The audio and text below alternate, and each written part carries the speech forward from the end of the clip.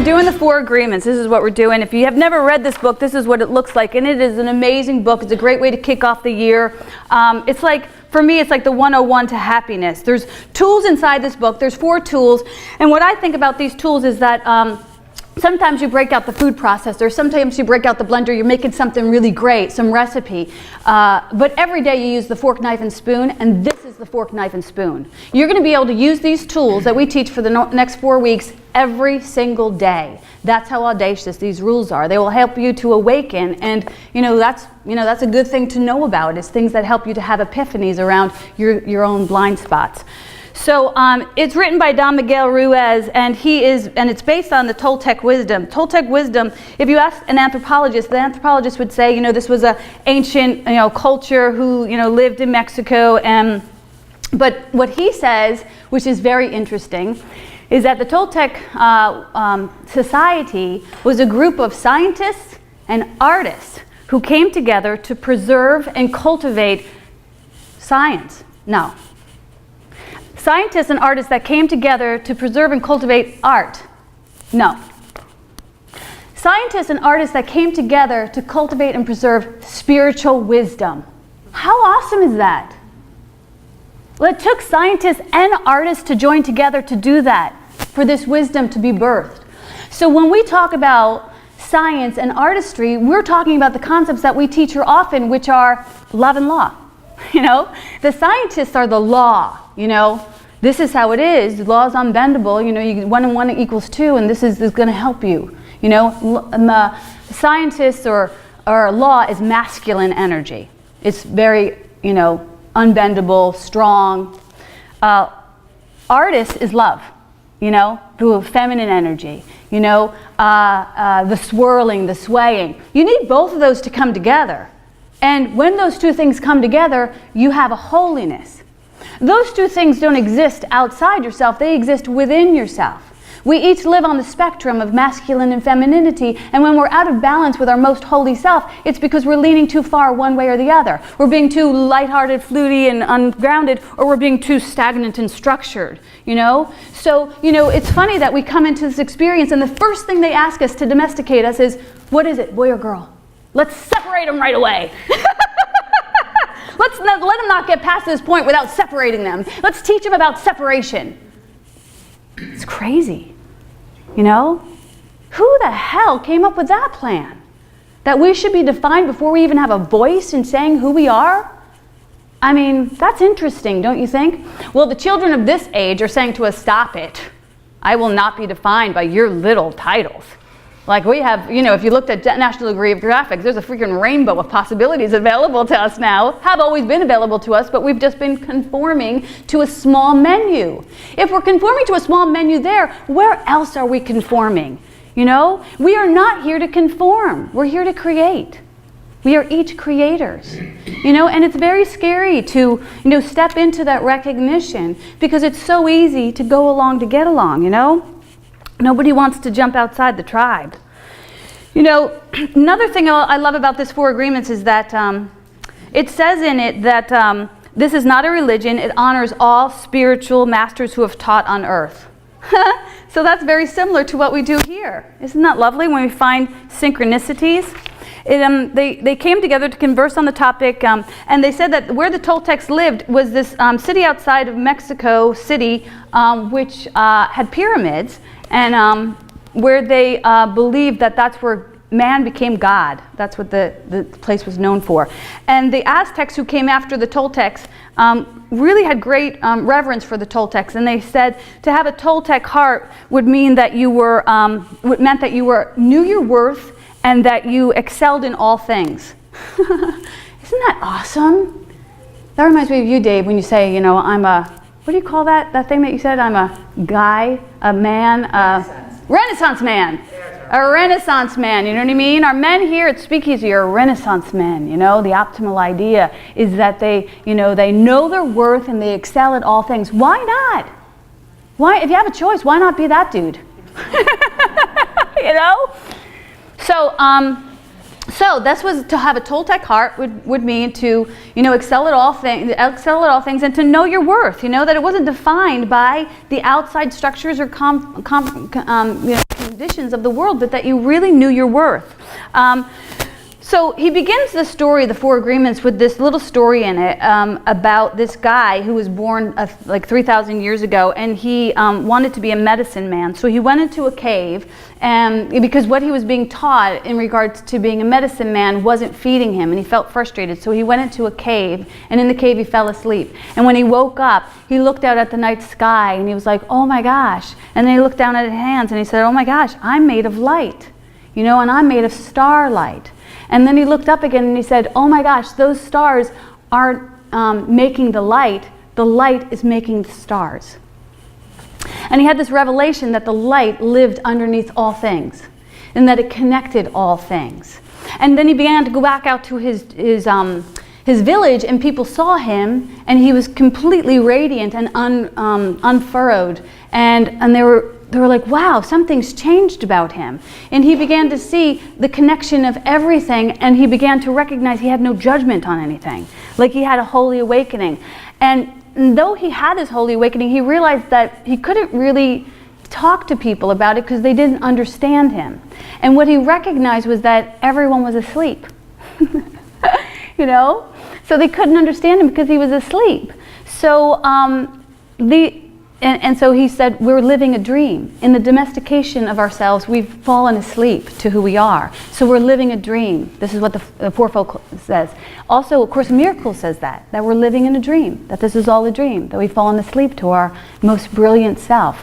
So these tools are tools to help us awaken to, that really unfurrowed, unencumbered brilliance, that fine light that lives within you. When we talk about that St. Joseph prayer, that we're all channels, that make me a channel, that's what we want to be. We want to get ourselves out of the way and just allow the light to shine through us. Because when it does that, you feel so impeccable. You feel impeccable. You might feel that when you're working on people with the chakras. Kathy might feel that when she's singing. Some of us might feel that when we're in our right place, we'll feel the impeccability. We might feel that, if you're in certain meetings and you get to share something that's going to help excavate somebody else from their own illusion, you might feel like, oh, that's what I'm here for. I came for this. I thought I came for this because I was broken and shattered, but I actually came here not only to resurrect myself, but to help resurrect you. I mean, when Jesus said, this and greater things shall you do, he's talking about you. He's talking about you, you know what I mean? This is a personal call to action. It's kind of cool. So we're all in a dream. We're all waking up from that dream. And he says in the book that when we come into being, we're born onto this blank slate, and we start to get drawn on by the world before we even decide, or before we even remember who we are. We start to get drawn on, and we get what he calls domesticated. And we get domesticated by our moms and our dads and our schools and our society and our churches. And we start to be molded by the confines of, what has been done before. Einstein says, you can't solve a problem at the level of the problem, but we've always been living beneath the level of the problem. We've never had the invitation to step out onto the cusp and say, this is how we've done it, but we're probably wrong. Go prove us wrong. Do something better than what we've done. That's what Jesus said. I did this good, but you're going to do something better. We didn't hear that when we were kids. We said that we were told, do as I say. Not as I do, but do as I say. And you do it the way we do it. And don't question. So we're good people. And we want to please. So we don't. We don't question. And we slowly start to fall asleep to ourselves. And we start to begin to learn what's acceptable and what's not acceptable. And we begin to make agreements and loyalties around these ideas of of how brave we're willing to be to our own truth. And the only way to really create these truths, these broken agreements, is that if we agree with them, Not agreeing with something means that we reject it, but we want to be agreeable, so we just absorb these things that our parents or society tells us. We just absorb them and we take them on without question. Why? Because we get praised for being good, And we get encouraged, Do what I say, not what I do. Don't ask questions. We get great reinforcement to go along with the tribe and not question, because if we question, it seems like a disloyalty. It seems like we're being a rebel. You know, how dare you question? Don't rock the boat. You know, this is how it's done. Shh. You know, don't tell anybody that you're having those crazy thoughts. You know, just don't do it. And if if you have those crazy thoughts of being better than what we were before, or having this thing that's different than what we have, who knows what could happen? It's based in the idea of dragons. That outside on the horizon will be killed, will fall off the face of the earth. Don't go there. Don't go to where we've never been before. Stay in the comfort zone where nothing is created. We just keep regurgitating the same old bullshit. But you know what? We're all eating it, so just buck up. You know, add more salt if you have to, but that's about as spicy as we're going to get around here. So, you know, we like the story of the Emperor's New Clothes. We love the story of the Emperor's New Clothes, and especially that little kid. But who really wants to be that little kid? You know what I mean? Because who's going to question the king? That surely is going to bring us death, or at least the exile from the kingdom. And then we'll have to leave the tribe. The hardest thing you'll ever have to do is leave your tribe. If you're here in this church, you've left a few tribes. You know how that feels. You don't leave. Nobody leaves happily. You know, you get divorced. You know, you get excommunicated. It's painful, man. And you come here, and you're like, am I going to be excommunicated here too? You know, am I going to finally find where I can set down some roots? You know? And this is how we move consciously through a greater idea of ourselves. We continue to outgrow old ideas. And in order to outgrow and shed old ideas, we have to question everything. And that takes being impeccable with our words. Because if we're impeccable with our words, that means we're being impeccable with what's in our heart. You know, to be honest means to have consistency. What's in our minds, what's in our hearts, what's in our guts are all in alignment. And that's what's coming out our mouth holes. So we don't like think, this is horrible, I'm confused. Are you fine? Yeah, everything's great, I get it. You know? No, we say, no, I'm confused. I don't get this shit at all. What the hell are you talking about? And we'd be brave enough to tell the truth, you know? I don't get it, but you know what, today I'm just willing to let it wash over me. I'm just here out of curiosity. We're actually always where we are out of curiosity. Thank God for curiosity. It's the only thing that's gotten us out of any repetition of the same old junk. Thank God for our curiosity. And even with our curiosity, they tried to annihilate that as well. Curiosity killed the cats. You know? Curiosity killed the cats. Don't go out there. Fuck. It's no wonder we got here at all. I would like to say I'm impeccable with my words. I'm not. I'm sitting right next to you, knee to knee, eye to eye. I am what I am, you know. And I try to water myself down and pretty myself up, but you know, you can take a girl out of Jersey, but you can't take the Jersey out of the girl. And I'm at the point where it's not going to happen. I'm 50! So in regards to the domestication, we get rewarded for being good. Being good means being the same. Just be the same as me. Stay in this comfort zone. I remember one time when I told my family I was going to stop drinking. Oh my God, you would have thought like I was telling them that I was going to go live on the moon. Like my one relative was like, what does that mean? Like, what does that mean for the rest of us? Like, it was very unsettling. I get it. I get those conversations are harder to have. It would better be for me to stay drunk my whole life than to actually speak my truth. So I get it. So we have to remember our holiness. It's our diversities that really bring our gifts to the world, not our conformities. You know, anybody can make a recipe. Any old fool can make a recipe and follow a recipe. But it takes a soul that knows its worth. It takes a soul that's really committed to really listening to their internal compass that can shred the map and follow his own path. And following his own path is going to be scary as shit because no one's ever walked it before. It's a path that's designed solely for you. It's your own path. You're not supposed to follow somebody else's path. This and greater things shall you do means you're going to lead. You got to get your big boy boots on and start walking. And stop not questioning all of the old illusions and broken stories that you've been holding yourself back. You know, you really have to say, you know, I came for this moment. It's my responsibility to bring light to this world in this way. And you will be greeted on that path by people who are going to ruffle your feathers and steal your peace of mind, and they are your greatest teachers. You and that person had a preconceived relationship before finding yourselves on that path where you said, you're going to fuck me over and I'm going to forgive you, and the two of us together will heal this illusion. Better edit this one, Will. Okay, so the first agreement is our words are our wands, right? So, you know, this is the most important and the most difficult. To be impeccable with your words is to speak with integrity, to say only what you mean, to avoid using words that speak against yourself. Avoid using words that speak against yourself. Really? Can we commit to that even a little bit this week? You know, all the ways that we use words that, you know, take ourselves down. I'm broken, I'm tired, I'm sad, I'm not good enough, nobody likes me. Not just saying them, but even thinking them. Like, notice those thoughts. I'm not good enough, it's too late, I'm too old.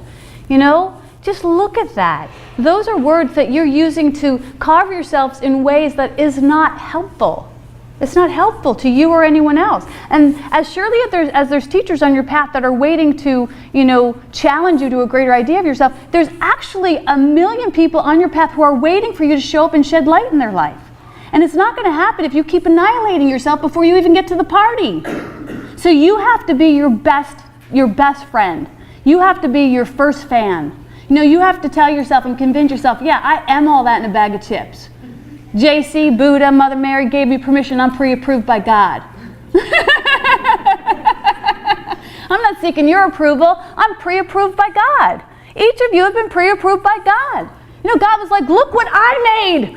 He showed his mom. God showed his mom. His mom was like, you made that? Oh my God, that's a good one. Stuck it on the refrigerator. Every time someone comes to visit God's house, they're like, whoa, who made that? He's like, me. And wait till you see what happens with it. It has lots of different gadgets that come with it. It's like multi-purpose and brilliance. I don't know what I'm saying anymore.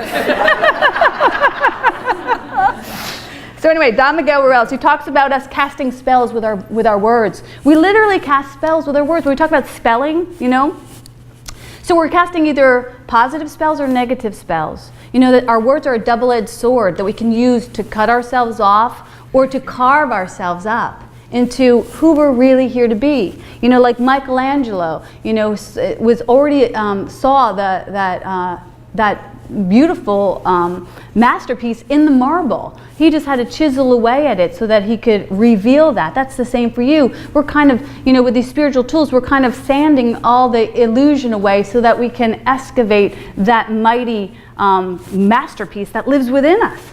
That has kind of been, like I said, domesticated into a solid form of marble just to be conformed with the next solid piece of marble. But there's some masterpiece within you that's waiting to be freed, and you're beginning to free it.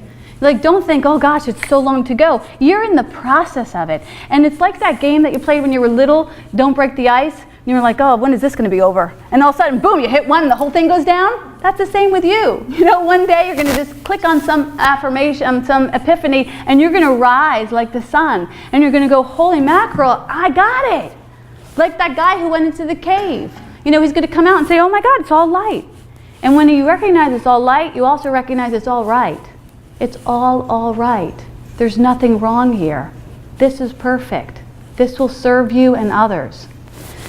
So, these words that we use in this first week are our seeds. These are our seeds. They're the first birth of form. So, the idea comes, and we push it into our intention with our breath, and the word is the first form of our intention. And if we continue to speak those forms and those words that are of love, we will begin to demonstrate a life of love. If we continue to speak those first forms of ridicule, of complaint, of, you know, putting ourselves down and others down, that's what we're going to see. You know, you don't, you know, you spot it because you got it. You know, you don't say like I'll see it when I believe it. No, you see it out there because you've believed in it. So if you see a world of brokenness, there's a belief in your system that needs to be rewired. That's for you to do. You know, I can tell you the path, but you guys have to do the rewiring. I have to do my own rewiring, and don't think I don't have some rewiring to do. We do it through affirmation. You know, affirmations are about affirming, to make firm. Just like those seeds begin to take form, affirmations make firm a reality that's worthy of you stepping into. So an affirmation is personal, begins with an I. It's present tense, I am, not I will or I'm gonna or I have, but I am. And then it states that truth that you want to rewire. You know, I am no longer a person who curses. I don't know. I'll try. I don't know if I actually invest in that, but I am more impeccable with my word than I've ever been. That would be a great affirmation. I am more impeccable with my word than I have ever been. I am willing to know an even greater version of myself. I will eradicate from myself anything that's not ultimately most helpful for the highest good of all. So these are affirmations. Personal, present tense, and positive. So the power of the word mixed with the fire of your consciousness is what bears fruit. And when we think about using that word in regards to impeccability, impeccability actually means flawless, faultless, unblemished, spotless, immaculate. Mother Mary was immaculate. That's why she was able to deliver Christ's consciousness into the world. Pristine, stainless, perfect, sinless. So we have to accept our sinlessness if we're ever going to be able to deliver impeccable words to the world. Do you accept your sinlessness? So that would be a great place to question, a great place to journal about. Am I sinless, or do I still carry guilt? If I'm carrying guilt in any form, I've invested in some form of sin. And if I invested in myself, then I have to hold it true for you as well. So you and I are going to carve each other out until we both decide that we're not sinless, that we're innocent. And that's what Jesus said about returning to be little children, you know, where it was always just an oops-a-daisy. You fell down, I fell down. It's okay. It wasn't about falling down. It was about, look at how we got the hell back up. I was going to say the F word and I didn't. Right, there's still time. Sin is something that goes against your authentic truth. Sin is about being impeccable, so it's about you hitting the spot. Sin is missing the mark. That's all that's ever happened. You just missed the mark in that area. That's all that ever happened. So when you're looking at your guilt, you can just say, oh, look at me, I just missed the mark. But God gives me 1,000,000 attempts to shoot that arrow again. If I stay in the cul-de-sac of my sin, I'm going to sit there and suffer and get stagnant. But if I get back up and go, wait, I got another try here, a million other tries. Course in Miracles says, just choose again. Choose again, choose again, choose again. The idea that we keep ourselves imprisoned in that old guilt is based on the idea of scarcity. You know, but our God does not have any investment in scarcity. We are extensions of an abundant God. And so we have 1,000,000 attempts to try again. Think about all the attempts you would give your son and daughter. You know, someone told me once, you got to cut him off and just cut him out in regards to my son. And I was like, I don't think the woman in these shoes will ever be able to do that. You know, thank God.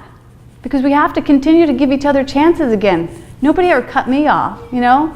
I've had the world embrace me 1,000 times, and I've fallen down many rabbit holes. Thank God there's always been somebody to lift me up, you know. So, this is, I'm going to get to the end of this. You're going to get to talk. I'm going to cut out some of the stuff because we can talk about it later, but in regards to shifting that awareness onto a more optimal thought pattern, we want to move from our crappy attitudes to our holy attitudes. And I use the word crappy because it's an acronym. Crappy, we talk about here about the roles that we play when we're out of alignment with our holy good. And the roles that we play here are the same roles that they had in Hollywood. You know, if you were in Hollywood, you were begging for a broken role. And a broken role meant you got to play the villain, the victim, or the hero. And if you got the villain, the victim, or the hero, you were one of the lead people and you got a lot of words to say. You know, so you were hoping for one of these juicier roles. But in life, we take on these roles as well. We play the villain, the victim, or the hero, and we get hung up on our scenarios instead of saying, wait a minute, I don't want to play any of those roles. I just want to come as my most holy self, which eradicates all of these broken, shattered pieces. So the hero, the villain, the victim will play crappy roles. Crappy means to complain, to resist solutions. God, we love that one. Somebody will say, oh no, I know you can do this, you can do that. No, that's not gonna work. No, it's not, no, not this time. No, you don't get it. You don't get it. Love that script. Know that one by heart. Accuse, you know, crappy. So complain, resist solution, accuse. You don't get it. Point and pout. Look what they did, those assholes. That'll keep you on the triangle. Nobody understands. And then also for the victim loves to talk and hear its own story. We get so addicted to our victim stories. So the why is yap, yap, yap, yap, yap. You know, make sure you tell everybody all the ways that he done you wrong. Just keep telling it. Sing that song, know it by heart. Sing it in different languages if you have to, but do not forget it. Oh, it's exhausting to hold up that crappy attitude. So to move into a holy attitude, H-O-L-Y, holy, honest, is impeccable. How honest can you be with who you are? You know, it's scary to be honest. You know, you hurt my feelings. You know, I had my feelings hurt. And let me go underneath that. Like, what is that? What's my truth underneath that? Oh, I still have a place where I hang my approval rate on you. Isn't that funny? It's never your fault. It was me. I'm still thinking that you're responsible for my self-worth. Gosh, when I really get honest with those places that I want to get fractured, I get something. I get a blessing, you know, and I get an experience of expansion and freedom. So honest, impeccable honesty. O is open-mindedness, to come curiously to every situation. Resistance is what's going to close your mind. Curiosity is what's going to open it up. So what does it mean to have an open heart, an open mind? You know, what does that actually mean? That means we have to eradicate all the things we thought we knew, you know, and come open and naked to this conversation. I don't know what anything is for, but if I come that way, you and I have an opportunity to create something, as opposed to you and I just regurgitating all of our BS that we both know and we already knew, and I'm tired of your story and you're tired of mine. So let's just stop that. Let's clear the field and say, I don't know what anything is for. I want to spend this moment with you. Let's see what that's about. L is loving, you know? How can we be really loving? Not just towards the world, but towards ourselves. Loving is self-included. You know, so what does it take for us to really invest in our own self-care and our own love? And Y is yield, instead of yap yap, but yield. Yield to the great plan of God. It's so much better than mine. It's so much better than yours. It's so much better than ours. Like, when's the last time you just like laid open and said, I have no idea, God.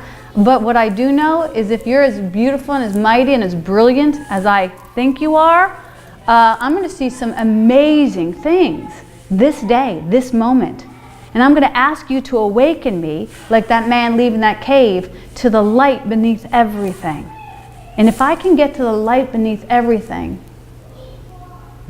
man, how audacious would that be? I mean, that would just be something worth coming here for. So, the idea of being impeccable of your words doesn't just include what you say, but it's what you don't say, you know? So this week, and in this conversation, think about, you know, what are helpful things to say? Is it kind? Is it loving? Is it helpful? Is it mine to say? Is it mine to say now? Where are those places that I've been withholding my words and my truth, where silence has actually been starving my truth? So sometimes we think, you know, you need to be silent to really listen, but other times you're being called to speak up, to use your voice. And where are places that I'm shutting myself down and not using my voice? That's a big question for a lot of us. I work with a lot of people here at SpeakEasy, Voice Box, personal coaching, trying to get people to excavate their stories and own their stories and their truth, because we've been so domesticated in shoving them under the rug. So find yourself a worthy companion, somebody you trust, and start spilling your secrets, telling the truth that you're afraid to tell, at least to one person, because it will free you in ways you never thought possible. That's the word.